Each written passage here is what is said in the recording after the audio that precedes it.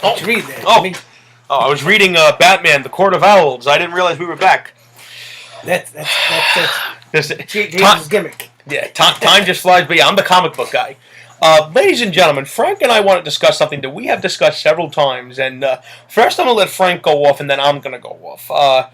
We have seen for way too fucking long these 3 stupid letters that get thrown up in wrestling fans' faces for having opinions. And I'll be very honest. To me, anyone that uses those letters to label a fan who thinks a certain way or has an opinion different, to me it just shows your ignorance and your immaturity. Because Frank and I disagree on several things. There are things that he wants to see that I really don't care for. Mm-hmm. He wants to see the Shield in the main event of WrestleMania in a triple threat match. I want to see Bryan win the belt. Frank, have we had a single argument because of that? No. No, not at all. Frank gave a good argument for Brock Lesnar breaking the streak. I still think it was the most dumbest decision they ever made. How many fights have we had about that, Frank? An astounding 0.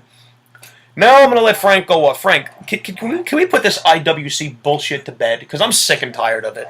Yeah, the IWC was when the internet first started. That was back in the mid-90s to 95, 97, 98.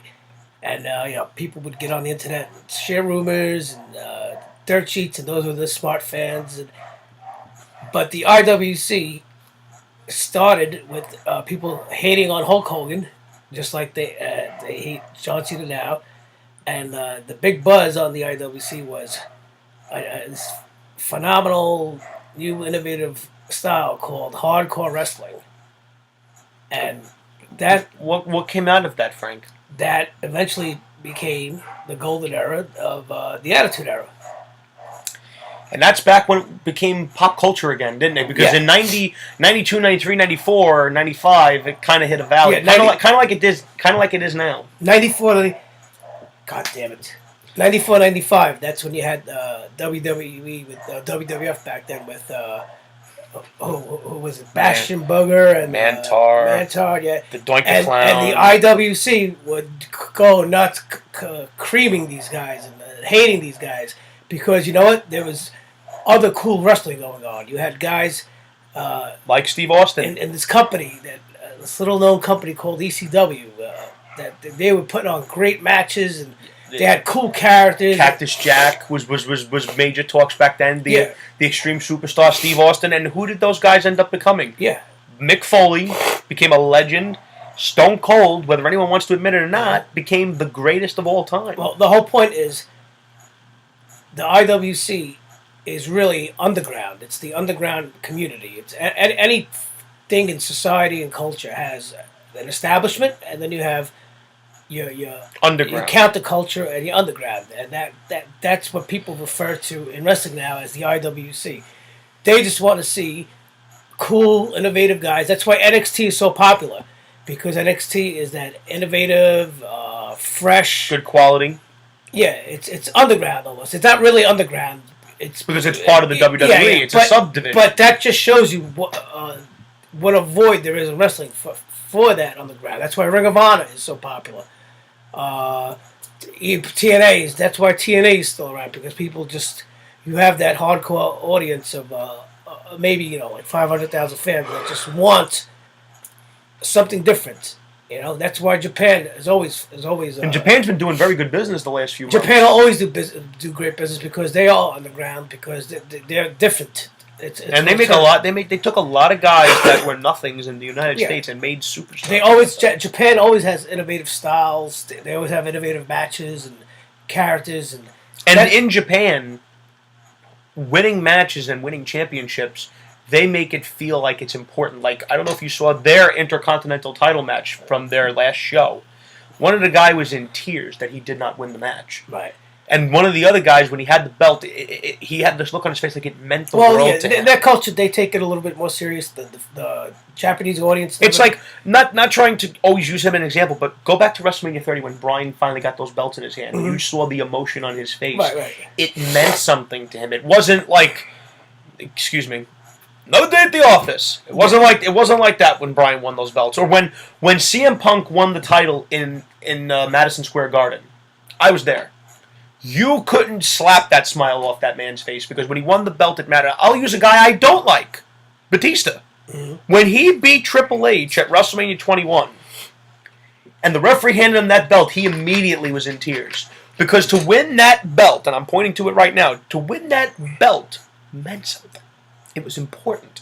When Eddie Guerrero won that title from Brock Lesnar, it was a love affair out there. It doesn't mean that you're a real champion. It just means it meant something. It's like somebody. You're being recognized as somebody winning an Oscar. You know, you're being recognized as one of the very best at what you do. Right. It's like winning. It's winning an award as professionally. It's winning an award. It's not really you're a champion. Exactly, because it's you didn't beat anybody. They let you're booked to win that. Now, to get back on topic here, okay. For years and years and years, I have had to deal with this nonsense of, the IWC and the marks, they're never happy. They're never... Okay. The last few years of pro wrestling, can you honestly say they've been the best years that the business has ever had? No, it's been on. This is the lull. This is the valley. It's not a peak. It's a valley. But then you'll have guys turn around and say the WWE makes money, so who cares? They should be making 3 times as much. I mean, what is it that Bruce said about Cena selling merchandise? He should be selling. He should be selling twice as much, but he doesn't because so many people fucking hate him. He has probably 4 times more merchandise, product available than the next guy. Well, his total amount of merchandise is probably total to the second, third, fourth, and fifth guy combined. So he should be selling twice as much. And then you'll get the supply and demand BS thrown in your face. They just make these shirts for him. That's the argument I make. It's business manipulation. They do things to get the result that they want. Well, yeah, but I mean, I don't understand it. If somebody wants, if there's a big demand for the Dean Ambrose shirts, you're not going to make them. You're going to stop making them. It's funny when Dean Ambrose was starting to outsell Cena. What happened?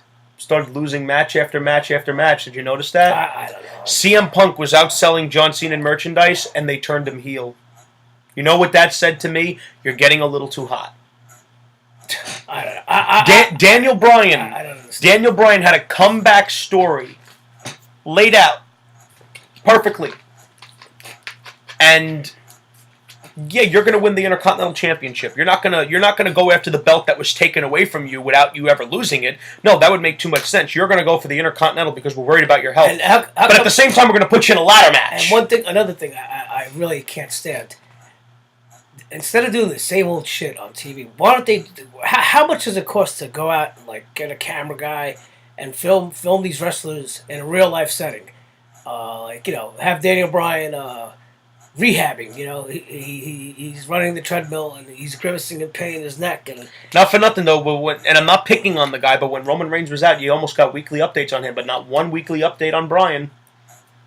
I'm just saying they could film guys. Brock Lesnar's another example. Him as the champion. You're telling me they couldn't send a camera crew to his house? Just watch him. Just make him train. A day in the life of Brock Lesnar. What does he do? How does he train? What does the beast incarnate do to train? What does he eat? He's legendary for eating 2 pounds of meat at a time or whatever. That's what I'm saying. You're telling me they couldn't have sent the camera crew to wherever the hell he lives in Saskatchewan and just even use a fake house. Some of the old-time classic vignettes. Just segments. Well, back in the day when you had Mean Gene going out and interviewing the Macho Man at his poolside, or just or Roddy Piper training at the gym for Mr. T. Anybody. It just you don't see that no more. And it puts the guys over. It makes them feel more important. Yeah, it's like even in the 70s, they used to do the feats of strength with Andre the Giant in the ring. He'd have or Bruno. Bruno used to do even the Iron Sheik when he had the Persian the clubs. Can't they do that? Can't they Frank, we're talking about things from before our time, so that means we're internet fans. We're talking about things that are cooler than today, so that makes us internet fans. I don't understand. It's such a cheap, easy way to fill time, and it's interesting and creative. And how much money does it cost to film a guy? What off? No, it didn't go off. I just had to put it back. No, it doesn't take much. And what aggravates Frank and I, because we're both adults, we both work, we both work with our degrees. You are allowed, as a wrestling fan, to have an opinion. In case you didn't know, whoever doesn't realize this, you're entitled to have an opinion. If you've been a fan of the business for more than a year, let's be kind and say a year, because most wrestling fans have been fans for almost over a decade. Mm-hmm. If you're a fan, you're entitled to have an opinion. If you think Daniel Bryan sucks, you're entitled to that opinion. If you think Seth Rollins is fucking awesome, and you want to see him surpass CM Punk's title reign, you're entitled to that opinion. Right or wrong, Frank? Opinion is what it is. It's an opinion. It's what you believe, what you feel. It doesn't mean And it's and right or wrong. I've noticed that, and I'm not. I know that it's going to come off like I'm picking on the guy, but have you noticed that since the beginning of the era of John Cena, the insults for the fans have been coming more and more and more? Yeah, well, I don't know. I think that's more like a reflection on our society today. It's if you don't go with the establishment, Mm-hmm. you're a kook, a nut, You're a conspiracy theorist. maybe even a terrorist. You know. See, that's something that you guys are going to discover about Frank and I when our podcast starts up. And tonight we're having someone come over tonight to help us discuss the beginning of this podcast, which will be airing on iTunes. I will be getting it on iTunes. Hopefully I'll be getting it on Stitcher Radio. It'll be called Talk the Talk. You'll hear a lot of Frank and I talking the talk, and we'll be walking the walk, won't we? Yes. Oh, I'm sorry. Yeah, you're leaving me hanging there, Frank. I didn't see it. Frank's starting to fall asleep. Come on, buddy. Let's go. But, no, that's our thing. You know, if you're a wrestling fan, you're entitled to an opinion. It's like the same people that call Daniel Bryan fans crybabies because they're pissed off that he got demoted. Daniel Bryan fans have a right to feel pissed off that he got demoted because he had no reason to be demoted. How many times did Cena get injured and come back and put right back in the title picture? He was getting put back before he came back. The guy got injured for 2 months with his elbow, and they had weekly updates, daily updates. And he's coming back. He's training. He's not even off. And his TV. first match back, he won the title from Alberto Del Rio. He's not even off TV for 4 weeks. It's like what? They're so scared they're gonna forget him. Like same thing with Roman Reigns. He got hurt. His hernia. This guy we were getting yesterday. He went and. And I think that hurt him. Yeah, I think that whole thing, because it's so transparent. It's like. and it's clear as crystal that that's who they wanted. Did we get weekly updates of Daniel Bryan? Not at all. Why? Because they don't fucking want. That's it. I'm going off now. Nah, boy. They don't fucking want him, Frank. That's why I wish he would just quit. I wish he would go to fucking Japan, make some money, and actually be used. Is it that, or is it because they think Daniel Bryan will still be popular without the updates, but Roman Reigns will not be popular? But then if that is the case, why did he win the Rumble and get the match with Brock? If he's not, if Bryan could sustain his popularity without one update every Monday, why couldn't this fucking guy if he's so over? So I don't know. Is that their way of thinking? That's how to build new guys, by putting the guys that are on shaky ground, pushing the guys that are on shaky ground. I mean, could they have shot Roman Reigns' career if they wanted to kill it any deader? I mean, Frank and I have been saying for a long time they fucked Roman Reigns up from the second he came back. It's people want to pick who they want to pick. They don't want to be told. Well, I mean, everybody. Elaborate on that, please, Frank. In a way, when you watch wrestling, whoever's over is you're being told who to like. But in a way, fans want to make it happen organically. They want that moment to happen organically. They don't want it to be a year-long plan where in 2014, the week after WrestleMania 30, you already know the rumor's out that Roman Reigns is going to win the Royal Rumble and he's going to go to WrestleMania 31 and win the belt against Lesnar. People hate that. They don't want. They want it to happen organically. See, now, if they would have just let Reigns get over organically, I think he'd have the championship at this point. Yeah. Even with the injury. Imagine if there was no announcement and Roman Reigns just came back at the Rumble with no talks of it all. You think there would be this problem? Yeah. Just make it happen. Yeah. People want it to happen organically. See, and that's the thing. That's something that most people just don't get. Guys like Cena, he's not organically over. He's not universally over. He is over. He's GMO. He's over with children and women, and they are perceived as the majority. They're not the majority. Thank you, Nick Durst. Hello. Children and women are not the majority fans, dude. Do you the reason? Do you know the reason why that WWE didn't get that big TV contract was because they were told that their viewers were not valuable. Yeah, because who are most of their viewers? Ages 3 to 11. Those kids aren't going to buy products. They have. But then he'll reason the parents will. No. Thank you. And I love it when he's here. Yeah, maybe at Christmas, but we're talking about these networks are putting out, especially in a bad economy. Yeah, advertisers are putting out. The advertisers go 18 to 34. That's their demographic. That's obviously not WWE's demographic. And if they had any sense, it would be their demographic. They'd probably be making more money right now. Right. So how do you get valuable viewers? You get valuable viewers by putting on a better product. Right. Well, by upping your product, by not making it so fucking sanitized. They sanitized it to the point where, it's not that it's clean, it's too clean.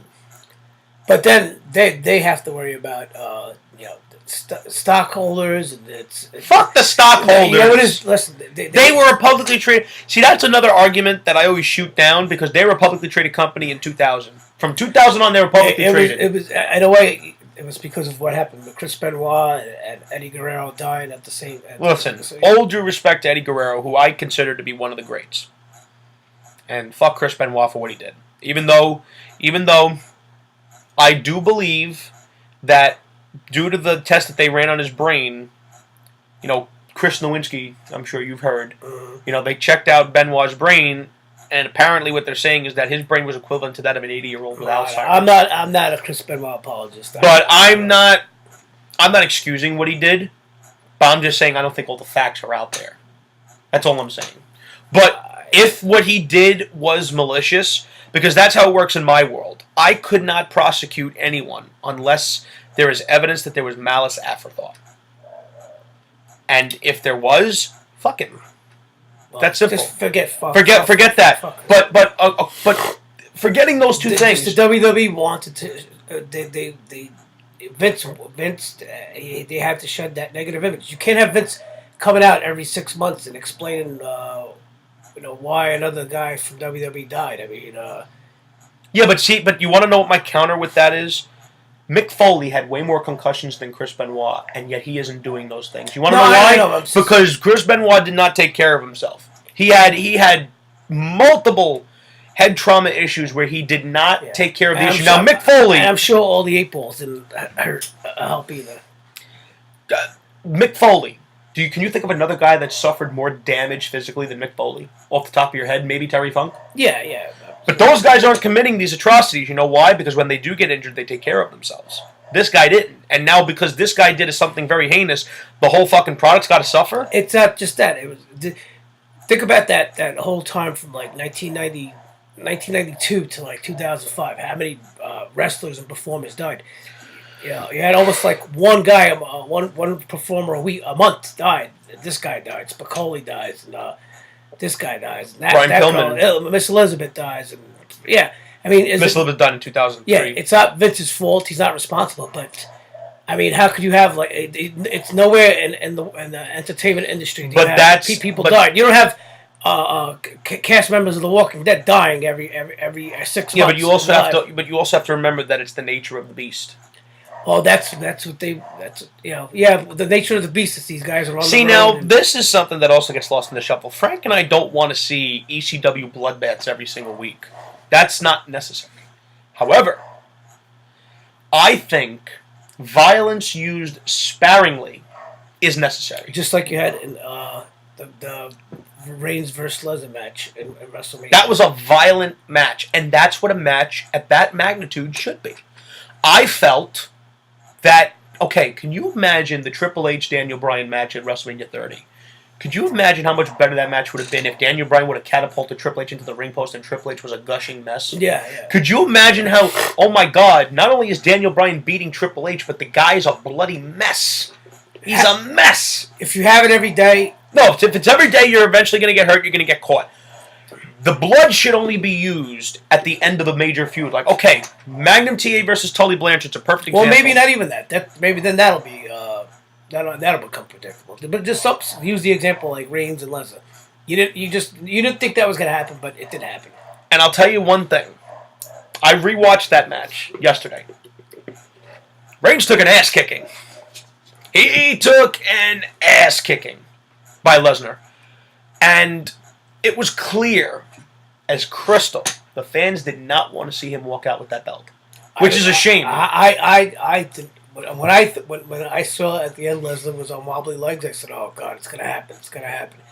I wasn't happy with it. It's just no, because and that's the reason most people have turned on Reigns, because a lot of fans have realized he's basically the next. Because it's predictable. It's predictable. It's like. We knew this was going to happen a year ago. It was being talked about. Sometimes predictable is okay, but when it's bad, it's very bad. It's like I don't want to see Les right now at that moment. I didn't want to see Lesnar lose to Reigns. The way Brock has been built up, they've painted themselves into a corner where no one man can beat him. Not Bryan, not nobody. But it's going to happen where if eventually it'll happen naturally that. This will be the time, or it'll be a surprise. Like just when you think, it's just another day at the office for him. He's getting beat. Yeah, you'll be like, "Holy shit! Did you hear Lesnar lost last night?" It's gotta happen. It's weird. It's like a paradox. What bothers me, from an Undertaker fan perspective, the guy that ended the streak is now the most popular guy the WWE has. Why? Because he's awesome. He's real. He's not real, but like in the ring. No, but now he's the most over guy that they have. It happened organically.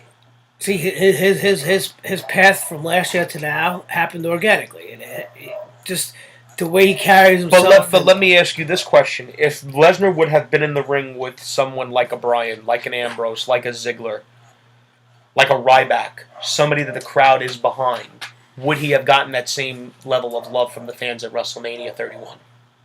That's a question. Maybe not. That's a question I asked.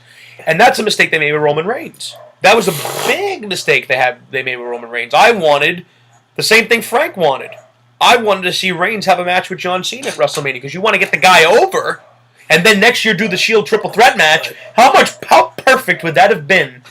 Reigns challenges Cena to a match, and the fans would have been 150% behind Roman Reigns. That's how you build up Reigns. Thank you. That's how you build up Reigns. Because you have now forced the audience. It's manipulation. You have forced the audience to make a choice. And I'm sorry. I don't care what any Cena apologist tells me. The fans will never pick John Cena 100%. WrestleMania is proof of that. You got a Russian sympathizer coming out with tanks, the fans are still singing John Cena sucks. Give up already. We're not going to love this guy. He's garbage. There was even like a small chant of "Let's go Russia." Come on. Especially during now with all this shit between Obama and Putin. You got people chanting, "Let's go Putin." You got people chanting, "Let's go Russia." That should tell you something. John Cena's not fucking over with the wrestling fans. It's like Sergeant Slaughter versus the Iron Sheik. The fans were behind Sergeant Slaughter. Yeah, people chanting for the Iron Sheik. Could you imagine that? No! And that's the problem, because now it's become socially acceptable for a bad guy to get cheered when he's fighting John Cena. Oh my God. It should not be acceptable. And it shouldn't have been acceptable for Reigns to get booed and for fucking Lesnar to get cheered. Lesnar ended The Undertaker's streak, for Christ's sakes.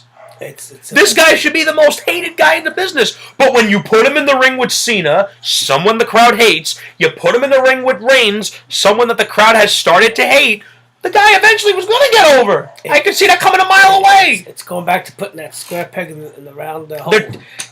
And that's something that Frank and I are going to use. WWE and the apologists out there, stop trying to put a friggin' square into a fucking circle hole. You learn that when you're like 2 years old. You learn the basics when you're a child. It doesn't fit. You don't. And I'll tell you something. My mentor told me when I was preparing for my exam, when you start applying logic, people will hate your ass. His words. When you apply logic, people hate you. Remember, logic is the enemy and truth is a menace. What also bothers me, and this is what we're going to wrap it up. What really bothers me is that these people are so viciously loyal to this company that Durst made a line that I will never forget as long as I'm watching this product. His words, you can look it up on the page, never question Vince McMahon. Why? You tell me.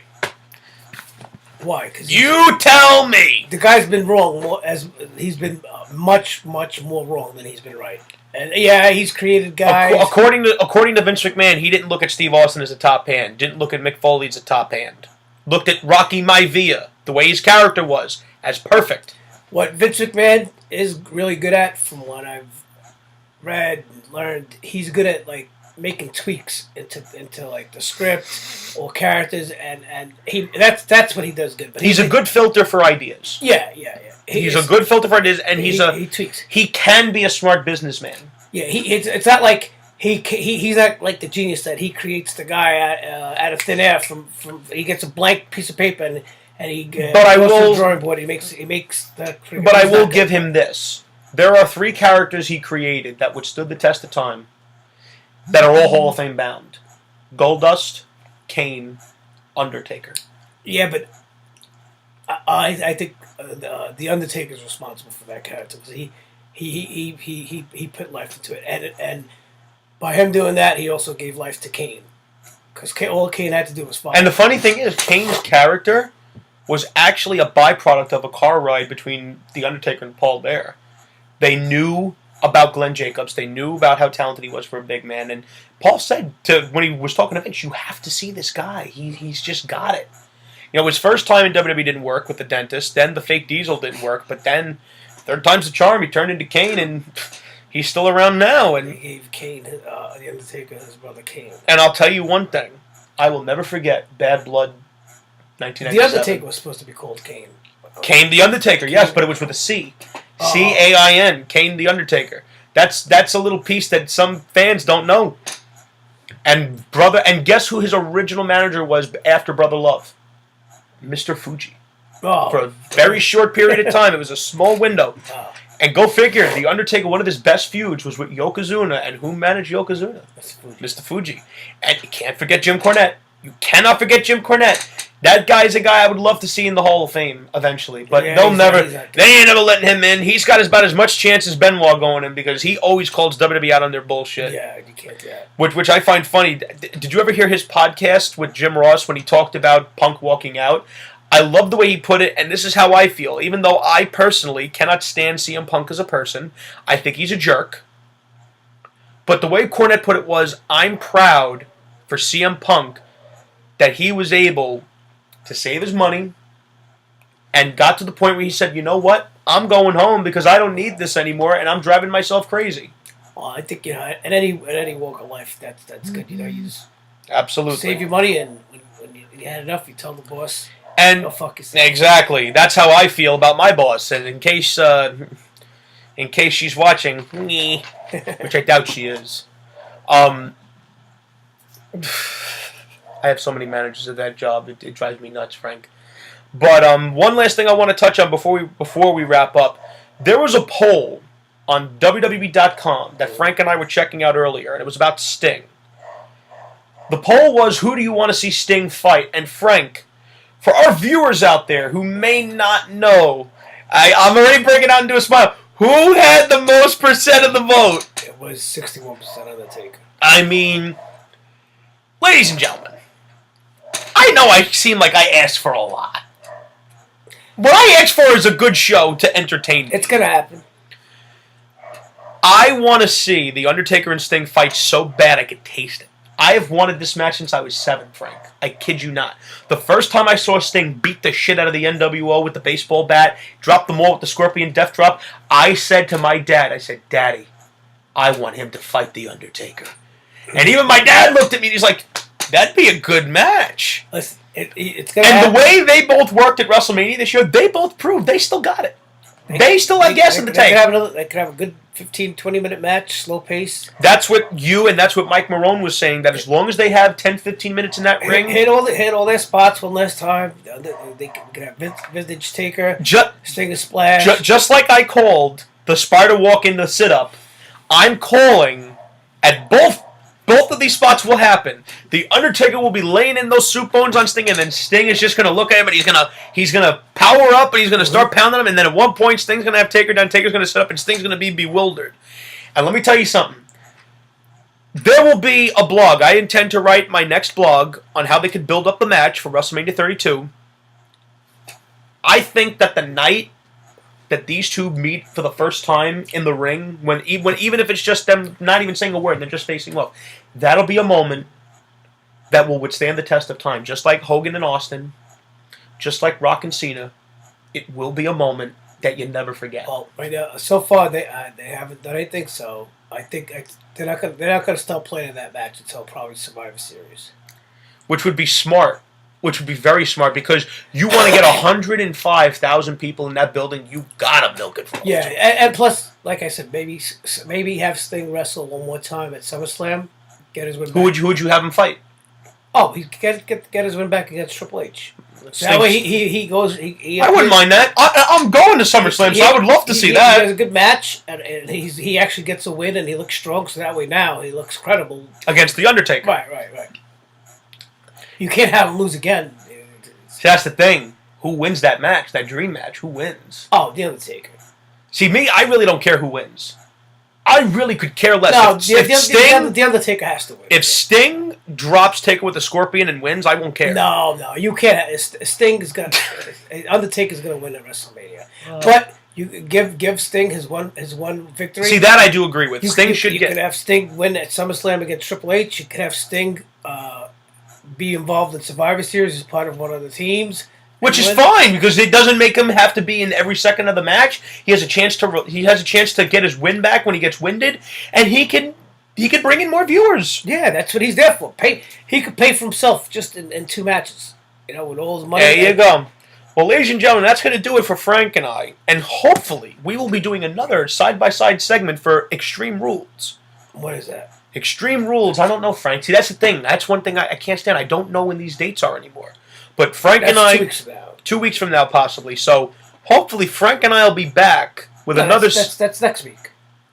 Extreme Rules is next weekend? I don't think so. The 20th?